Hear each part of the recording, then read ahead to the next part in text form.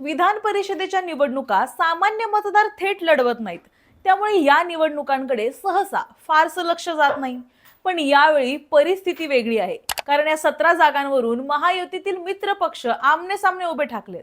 विधान परिषदेत जितक्या जास्त जागा तितकी सरकारमधील ताकद आणि निर्णय प्रक्रियेत प्रभाव वाढतो. त्यामुळे जागा वाटपाचा हा वाद केवळ आकड्यांचा नाही, तर महायुतीत नेमका कोणाचा शब्द चालतो याची लढाई बनलाय. आणि या लढाईत भाजप, शिंदेची शिवसेना आणि राष्ट्रवादी काँग्रेस यांच्यातील संघर्ष आता उघडपणे समोर येऊ लागलाय. नमस्कार, मी सारिका आणि तुम्ही पाहताय पॉलिटिकल महाराष्ट्र. सत्ता एकत्र पण जागांवरून सुरू आहे जोरदार युद्ध. महाराष्ट्रात विधान परिषदेच्या 17 जागांची निवडणूक जाहीर होताच महायुतीतील धुसफूस आता उघडपणे समोर आली आहे. भाजप म्हणतो 12 जागा आमच्या, तर शिंदेची शिवसेना म्हणते आम्हाला 7 जागा मिळाल्याशिवाय माघार नाही. म्हणजेच विरोधकांशी लढण्याआधीच महायुतीतील मित्र पक्ष एकमेकांच्या समोरच उभे ठाकलेत.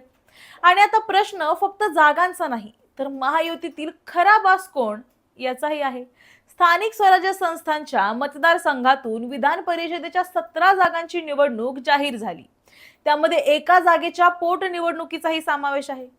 मात्र निवडणुकीची घोषणा होताच महायुतीमध्ये जागा वाटपावरून मोठा संघर्ष पेटलाय.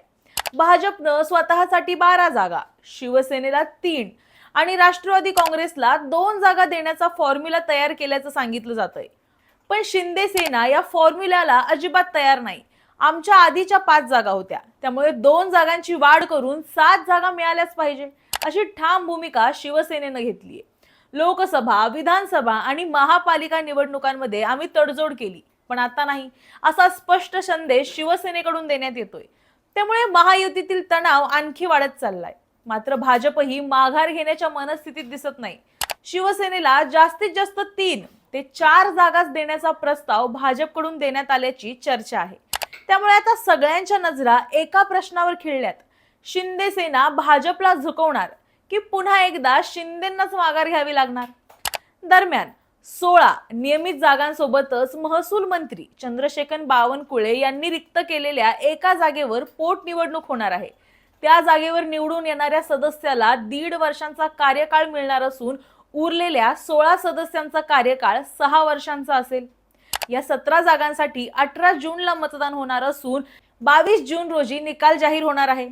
पण निकाल येण्यापूर्वीच महायुतीतील जागा वाटपाची लढाई महाराष्ट्राच्या राजकारणात मोठा राजकीय भूकंप घडवते का, याकडे सर्वांचं लक्ष लागलंय.